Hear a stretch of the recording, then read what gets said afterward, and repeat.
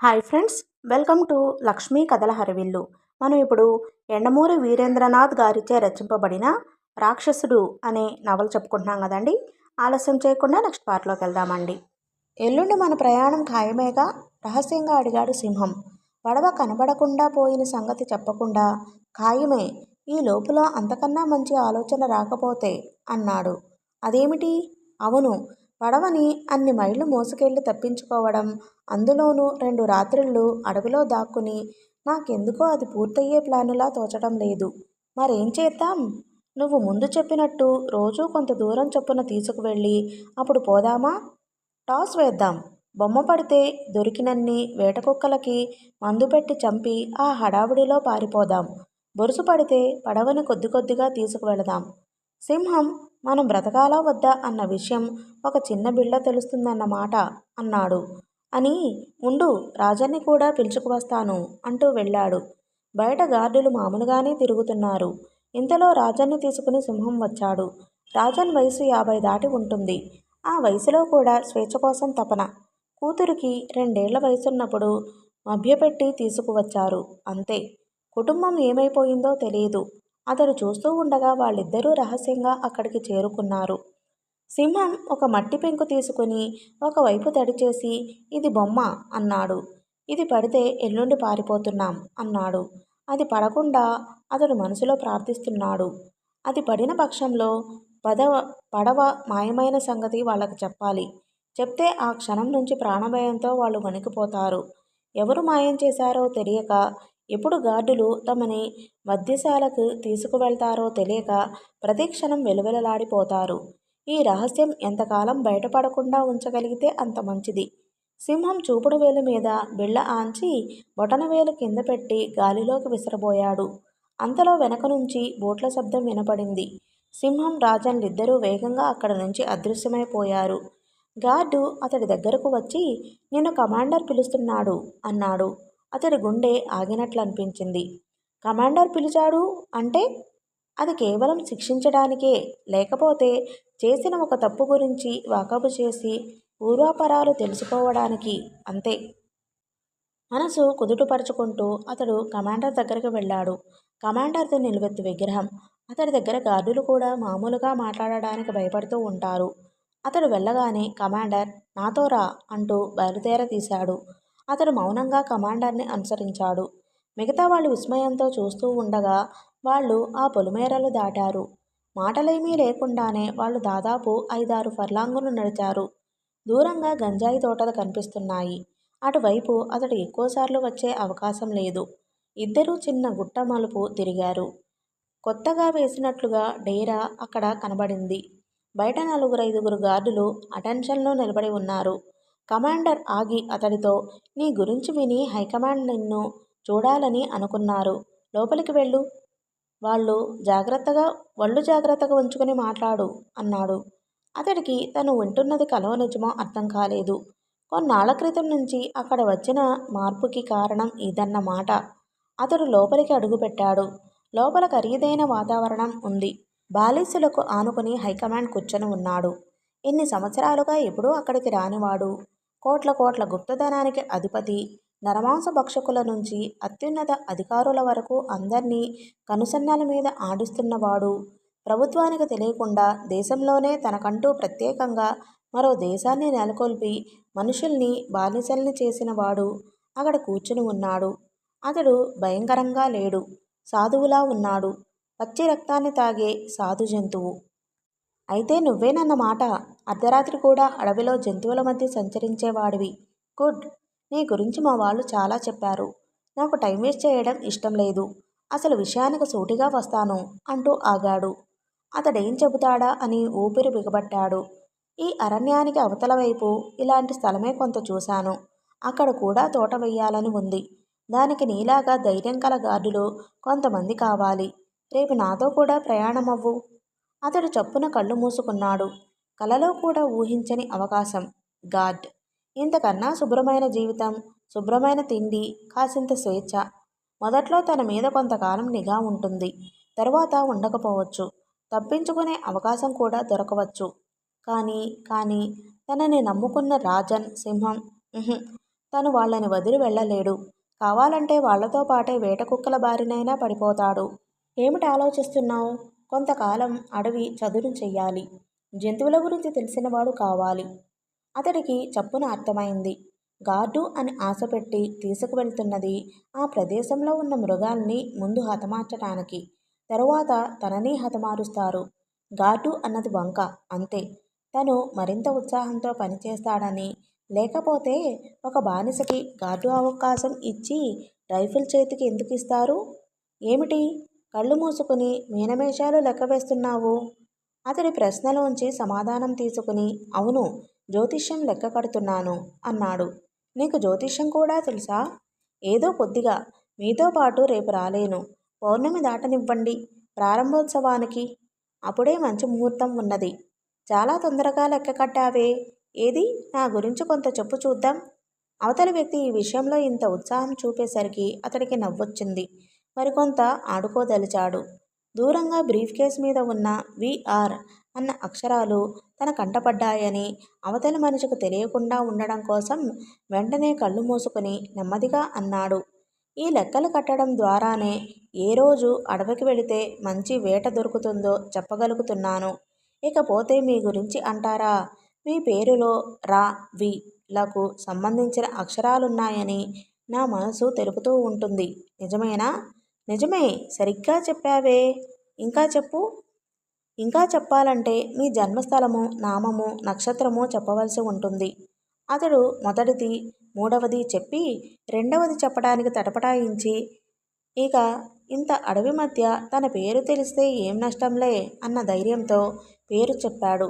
వంకచక్క రామ్మూర్తి. ఒక వ్యక్తి మీ మీద పగపట్టి ఉన్నాడు.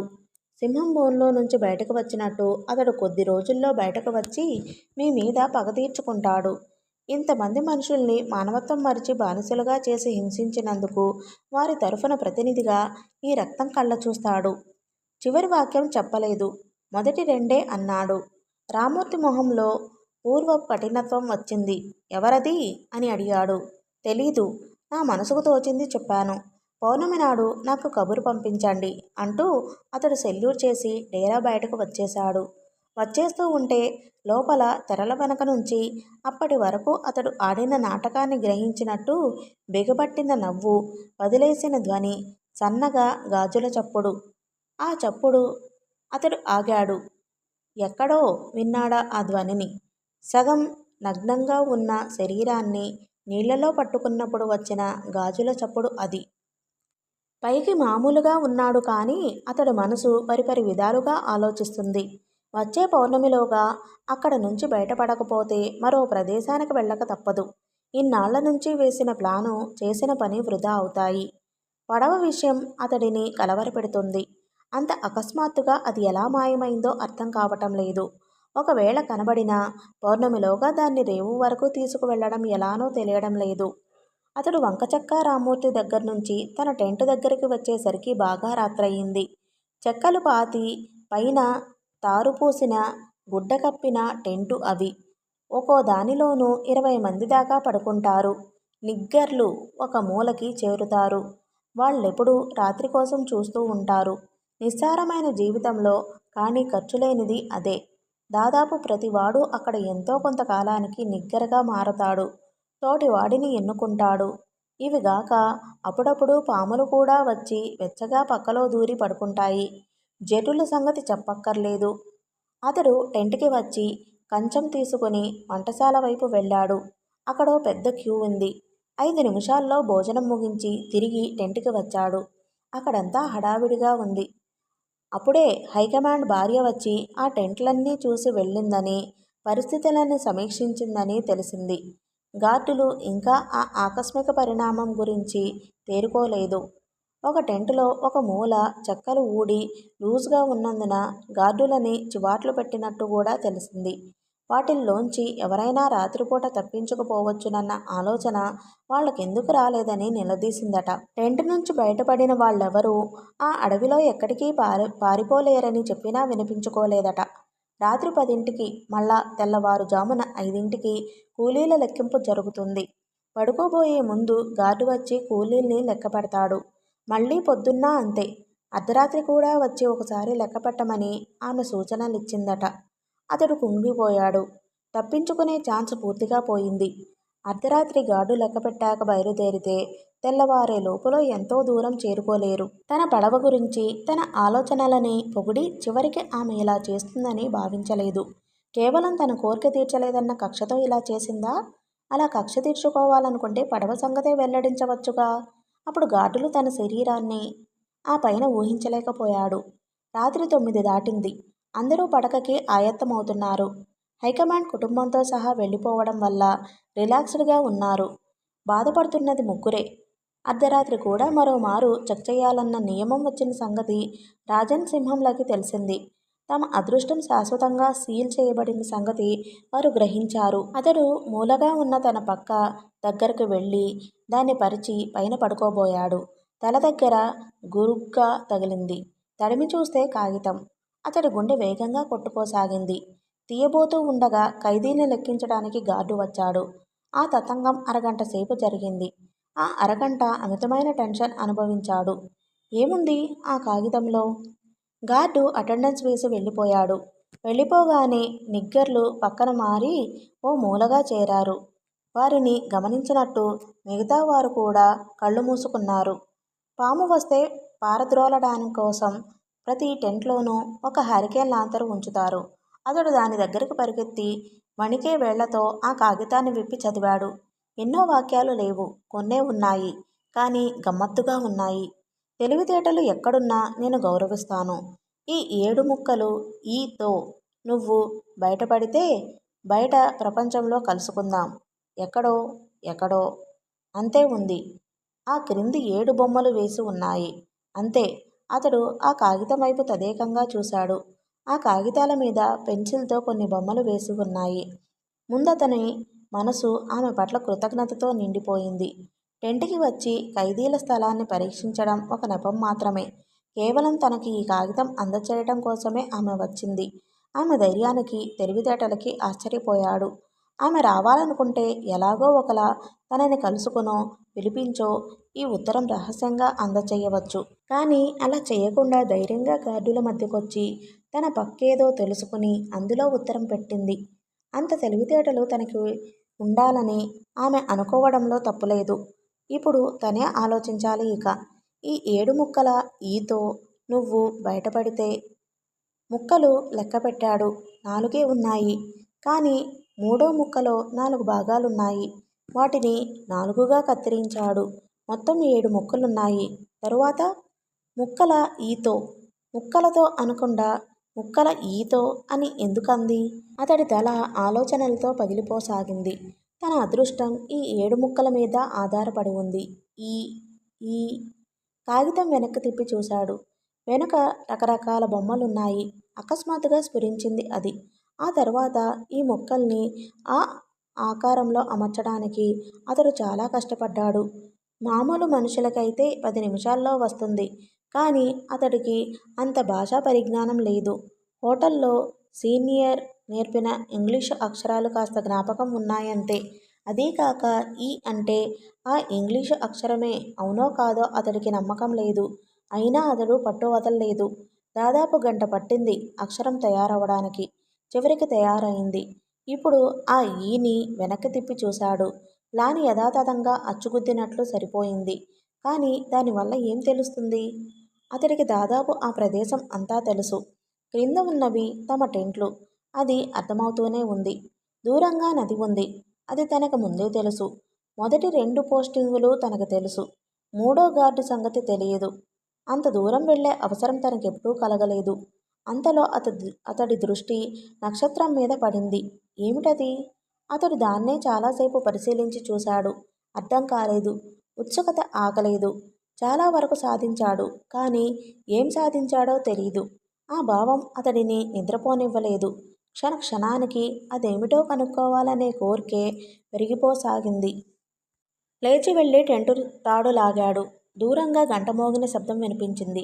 కొద్దిసేపట్లో తుపాకీ పట్టుకుని గార్డు తలుపు కాస్త తెరిచి కర్కశంగా ఏం కావాలి అని అడిగాడు. కమాండర్ని కలుసుకోవాలి. ఇంత రాత్రప్పుడు ఏం పని? అనుమానంగా చూశాడు. పనుంది. మామూలుగా అయితే ఆ సమాధానానికి తుపాకీ మడమకాలి మీద పడి ఉండేదే. కానీ అతడికున్న ప్రత్యేక స్థానం వల్ల గార్డు అతడిని కమాండర్ దగ్గరకు తీసుకువెళ్ళాడు. నేను అడవిలోకి వెళ్ళాలి. తాగుతున్న సారా ఆపి ఎందుకు అని అడిగాడు మత్తులో. నెమలి కూతలు వినిపిస్తున్నాయి. ఏదో జంతువు దగ్గరలో తిరుగుతుంది. తెలుసుకొస్తాను. కమాండర్ అంత మత్తులోనూ అనుమానంగా చూశాడు. అంతలో మరోసారి నెమలి దూరం నుంచి వికృతంగా కేకపెట్టింది. అదిగో అన్నాడు. నిశ్చయంగా పులే అయి ఉంటుంది. లేకపోతే అలా కేకపెట్టదు. అబద్ధం అబద్ధమని అతడికి తెలుసు. కానీ కమాండర్కి తెలియదు. తలూపి వెళ్ళు అన్నాడు. అతడు గార్డుతో సహా బయటకు వచ్చాడు. తోపుడు బండి తీసుకుని బయలుదేరాడు. చెట్ల చాటుకి కొంత దూరం వెళ్ళగానే బండిని తుప్పల మాటను వదిలి పరిగెత్తడం ప్రారంభించాడు. ఊపిరి తీసుకోవడానికి కూడా ఆగలేదు. ప్లానులో నక్షత్రం ఉన్న చోటుకి చేరుకోవాలంటే చాలా దూరం వెళ్ళాలి. తెల్లవారే లోపులో వెనక్కి రావాలి. మొదటి గార్డు పోస్టు వరకు తెలిసిన దారే. అక్కడి వరకు సులభంగా వెళ్ళాడు. రెండో పోస్ట్ కేవలం 1, 2, 3 సార్లు మాత్రమే అంతకు ముందు వెళ్ళాడు. అక్కడి నుంచి ఆ పైన ఏముందో తెలియదు. చీకట్లో ఏమాత్రం తప్పినా ఇకంతే. వెనక్కొచ్చే ప్రశ్న లేదు. అయినా అతడు పరుగు ఆపలేదు. అడవి మిడతలు టప్ టప్ మంటూ వచ్చి మొహానికి తగులుతున్నాయి. చెట్లు రాసుకుని చర్మం గీసుకుపోతుంది. ఆ అడవి నుంచి ఎవరూ ఎందుకు తప్పించుకోలేరో అర్థమైంది. రెండో పోస్టు దాటాక అసలు దారి లేదు. చెట్లు మరింత దట్టమయ్యాయి. అతడి మనసులో యథాతథంగా మ్యాపు చిత్రీకరించబడి ఉంది. అయినా అది విస్తృతమైన మ్యాపు కాదు. వివరాలు లేవు. దాదాపు తెల్లవారుతూ ఉండగా అతడు పరుగు ఆపి రొప్పుతూ నిలబడ్డాడు. దూరంగా 3 తాటి చెట్లు నిలువెత్తున కనబడుతున్నాయి. మ్యాప్లో చూపినట్టే ఉన్నాయవి. పక్కనే కాలువ. అతడు మళ్లీ పరుగు కొనసాగించాడు. అయితే ఈసారి క్రింద ఇసుక ఉండడం వల్ల పరుగు సులభమైంది. దాదాపు 2 ఫర్లాంగులు అలా పరిగెత్తాక కాలువ నదిలో కలిసే చోటు వచ్చింది. ఆ రాత్రి నిశ్శబ్దంలో నది హోరు హృదయాన్ని జలధరింపచేసేలా వినిపిస్తుంది. 2 తాటి చెట్ల నిడివి కన్నా ఎక్కువ లోతుంటుంది అక్కడ. అయినా నది వేగంగానే ప్రవహిస్తుంది. దాన్ని బట్టే తెలుస్తుంది ఆ నది ముందుకెళ్లే కొద్దీ ఎంత వేగాన్ని సంతరించుకుంటుందో. నది ఒడ్డుని వెన్నెల్లో నల్లగా మెరుస్తున్న 2 మొసళ్ళు అలికిడికి నిద్ర నుంచి మేలుకున్నట్లు ఇసుకలోంచి పాకి నదిలోకి జారిపోయాయి. నదికి ఇరువైపులా దట్టంగా పెరిగిన రెళ్లగడ్డి దుబ్బులున్నాయి. కాలువ నదిలో కలిసే చోట దుబ్బుల్లో అస్పష్టంగా కనపడుతున్న దానిమీద దృష్టి పడగానే అతడి గుండె ఒక క్షణం ఆగి వేగంగా కొట్టుకోవడం ప్రారంభించింది. పడవ. అతడెంతో కాలం కష్టపడి తయారు చేసిన పడవ. ఇక పోయిందని ఆశ వదిలేసుకున్న పడవ అక్కడ నీళ్లలో తేలుతూ ఉంది. అతడు తిరిగి వచ్చేసరికి మధ్యాహ్నమైంది. జంతువు తేలేదేమని కమాండర్ ప్రశ్నించలేదు. అతడు వచ్చే సమయానికి కమాండర్ తోటలోకి వెళ్ళాడు. అతడి మనసంతా ఉద్వేగంతో నిండి ఉంది. ఎంతో కష్టపడితే గాని అడవి మధ్య నుంచి నది వరకు చేరుకోలేని నావని ఆమె మూడో కంటికి తెలియకుండా ఎలా చేర్చిందో అతనికి తెలియలేదు. అతడు టెంట్లోకి ప్రవేశిస్తూ ఉంటే గార్డు ఆపాడు. రాత్రి ఎక్కడికి వెళ్ళావు? చెప్పానుగా, జంతువుల వేటకి. తోపుడు బండి తీసుకునే వెళ్ళా అంటూ ఆగిపోయాడు. దూరంగా బండి కనబడుతుంది. పడవ కనబడిన ఆనందంలో బండి తిరిగి వెనక్కు తీసుకురావాలన్న విషయం మర్చిపోయాడు. అది గార్డులకు అల్లబడి ఉంటుంది. సర్వనాశనం అయిపోయింది. తనని తానే మనసులో తిట్టుకున్నాడు. రాత్రి తను వేటకి వెళ్ళలేదన్న విషయం వాళ్లకు తెలిసిపోయింది. కాస్త నిర్లక్ష్యం ప్రాణాల మీదకు తెచ్చింది. ఈరోజు పనికి వెళ్లకు. కమాండర్ వచ్చిన తరువాత విచారణ ప్రారంభిస్తాడు. అతడి మనసు కుందించుకుపోయింది. విచారణ అంటే ఎలా ఉంటుందో అతడికి తెలుసు. అనుమానం రానంత కాలం పర్వాలేదు. ఒకసారి వస్తే మాత్రం నిర్దోషిత్వాన్ని నిరూపించుకోవడం చాలా కష్టం. అంతకుముందు చాలాసార్లు తను జంతువుల్ని తీసుకురాకుండా ఒట్టి చేతులతో వచ్చాడన్న విషయం తెలుస్తుంది. మొత్తం అంతా బయటపడుతుంది. కమాండర్ వచ్చే వరకు అతడు ప్రతి క్షణమూ నరకంలో ఉన్నట్లే గడిపాడు. అదృష్టవశాత్తు ఆ సాయంత్రం కమాండర్ క్యాంపుకు తిరిగి రాలేదు. చీకటి పడింది. విచారణ మరుసటి రోజుకి వాయిదా పడింది. భోజనాల దగ్గర అతడు రాజన్కి, సింహానికి చెప్పాడు. ఈ రాత్రి మనం తప్పించుకుపోతున్నాం. కానీ అది అంత సులభం కాలేదు. ఆ రోజు అతడిని విడిగా వేరే క్యాంప్లో ఒంటరిగా ఉంచారు. చాలా చిన్న గది అది. అంతకుముందు అందులో ఎవరూ ఉండేవారో తెలియదు. గదంతా అంగుళం ఎత్తు దుమ్ము పేరుకుని ఉంది. చీపిరి ఉన్నా ఊడ్చుకునేటట్టుగా లేదు. గదికి 4 అడుగుల ఎత్తులో కిటికీ ఉంది. అందులోంచి బయటకు చూశాడు. తనని బంధించిన గార్డు ఇంకొక గార్డుతో మాట్లాడుతున్నాడు. అయితే పరిగెత్తుకు వెళ్ళాడా? అవును. అంత వేగంగా అడవిలోకి పరిగెత్తుకు వెళ్లాల్సిన అవసరం ఏముందబ్బా? అదే నాకు తెలియదు. అందుకే అంత దూరం నుంచి వచ్చి చెప్పాను. ముందైతే పారిపోతున్నాడేమో అనుకున్నాను. కానీ వెనక్కి వచ్చేశాడు. బండి వదిలేసి వెళ్ళాడంటే ఏదో ప్లాన్ ఉండే ఉంటుంది. ఇంకెంతలే, రేపు కమాండర్ వచ్చాక యాక్షన్ 1 మొదలు పెడితే క్షణాల్లో తెలిసిపోతుంది. వింటున్న అతడు నిలువెల్లా వణికాడు. యాక్షన్ 1 అయిపోయింది. చివరి వరకు వచ్చినది చేజారిపోయింది. ఆమె చేసిన సాయాన్ని తను కేవలం తొందరపాటు వల్ల పోగొట్టుకున్నాడు. ప్రాణాలు అర్పిస్తున్నాడు. గార్డుకి ఎందుకు అనుమానం వచ్చిందో అర్థమైంది. వచ్చినవాడు రెండో క్యాంపు గార్డు. తను తొందరలో పరిసరాలు చూసుకోకుండా పరిగెత్తాడు. బండిని వదిలిపెట్టాడు. 1 1 కలిపితే 2. గార్డుకి అందుకే అనుమానం వచ్చింది. ఎలా? చీకటి పడింది.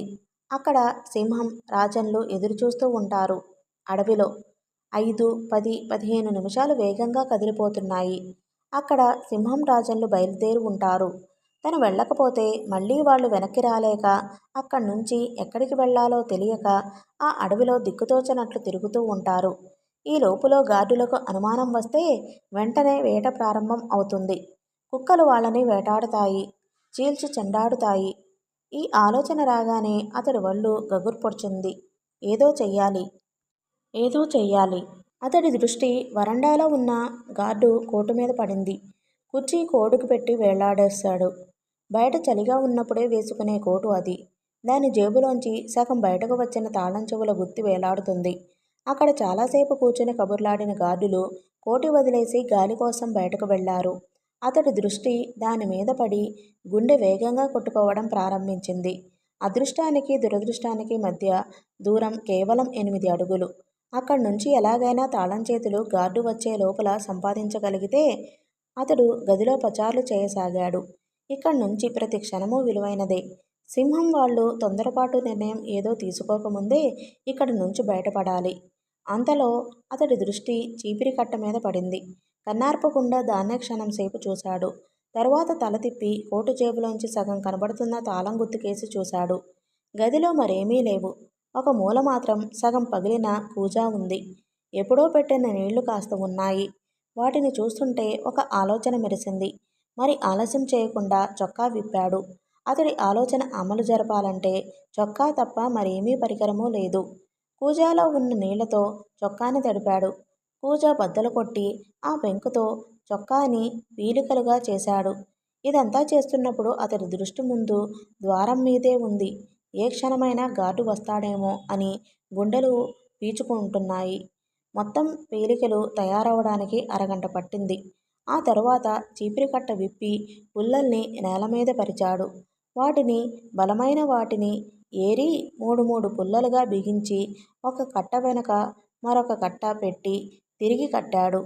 5 నిమిషాలు పొడవాటి కర్రలా తయారైంది. ఆకారమైతే తయారైంది కానీ పుల్ల పొడవుగా ఉండడం చేత వంగిపోసాగింది. జాగ్రత్తగా కటకటాల సందులోంచి దాన్ని బయట కోటు వైపు పోనిచ్చాడు. కోటు జేబు దగ్గరికి పైకి లేపి తాళాలకున్న రింగు మధ్యలోకి పుల్లను పోనిచ్చాడు. దాంతో తాళాల గుత్తిని లేపడానికి ప్రయత్నించాడు. కానీ పుల్లల బలం సరిపోక వంగిపోసాగింది.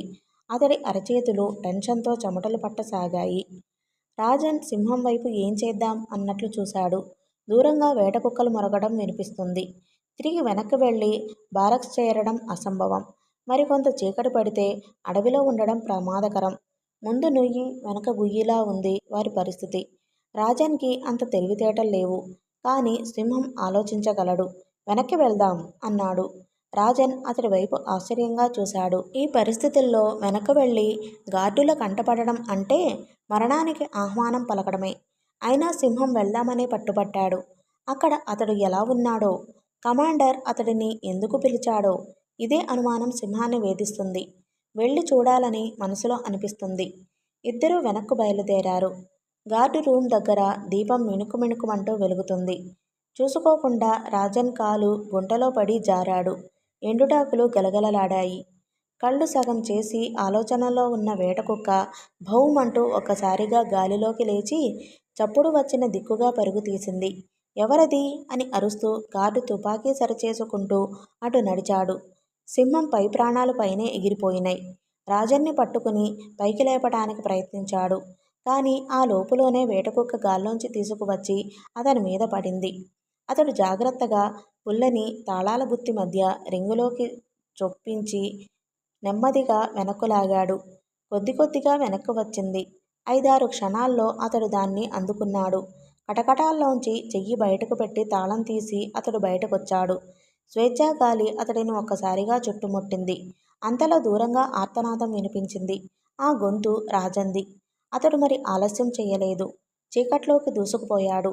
అప్పటికే రాజన్ హోరాహోరీ ఆ జాగిలంతో పోరాడుతున్నాడు.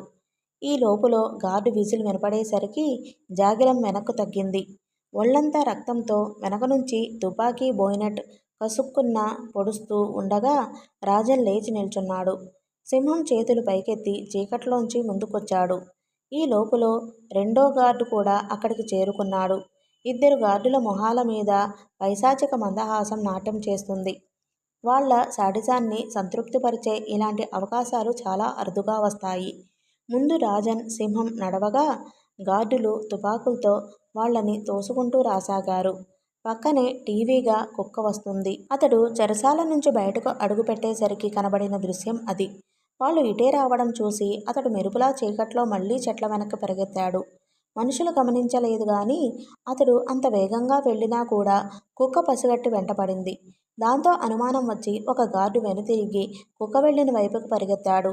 రెండోవాడు రాజన్ మీద బోయినెట్తో పొడుస్తూ ఇంకా ఎందరున్నారు బే మీలో అంటూ ముందుకు తోశాడు. ఇంకెవరూ లేరు అన్నాడు రాజన్ వగరుస్తూ.